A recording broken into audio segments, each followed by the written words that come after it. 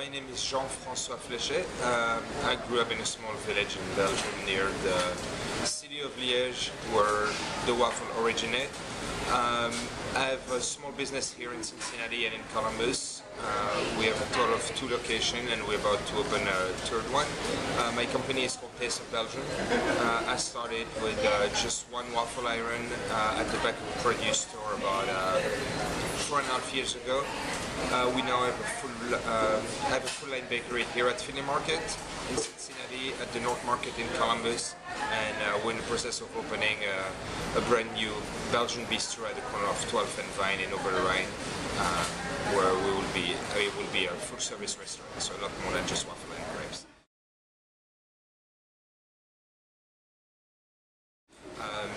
I moved to the US on my own.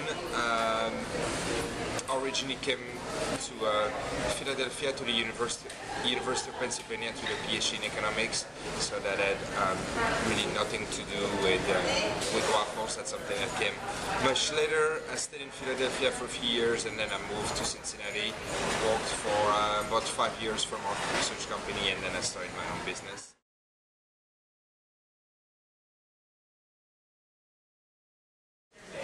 Just what was seen in movies, like someone who would get on a boat and end up on the docks in New York with maybe a penny in his pocket and turn out to become a millionaire and live in a mansion.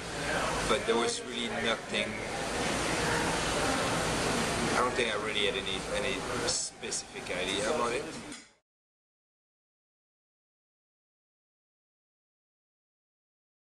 I think here everything is still possible, and it's a lot easier than, or at least my perception is that it's a lot easier here than it would be in Europe or in Belgium. I wouldn't even know where to start if I had to open a new business back home, while here it's, everything is fairly simple, fairly,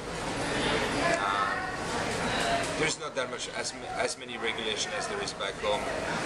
Ohio is a at-will state, so if you want to hire someone, if you want to let the person go, it's very simple. Back home there is a lot more rigidity in the market, both the labor market and in terms of regulation to open a new business, capital requirements and all those things.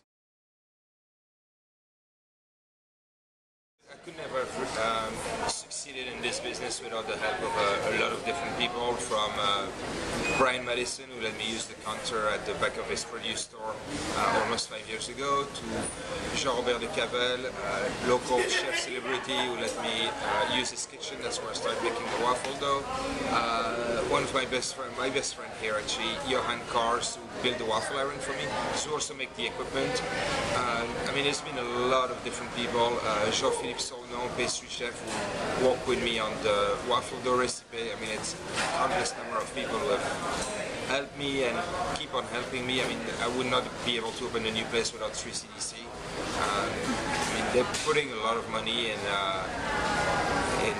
a new venture, because I mean, I have a bakery here, but the new restaurant is a totally new concept. So relationships have been incredibly important in defining my success.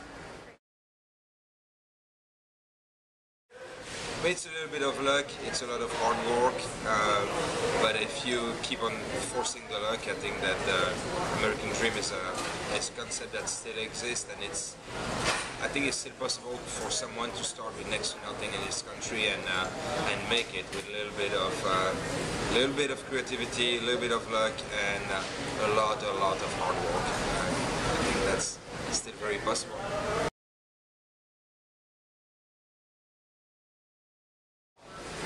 But the main thing is always to never give up and never taking no for an answer. It's not because if you knock at a couple of doors that they don't open, that the 3rd one won't open, or that if you come back in a few months that maybe those doors will open. I mean, it's just like you really need to be stubborn and don't take no for an answer. I think that's really the best way to put it.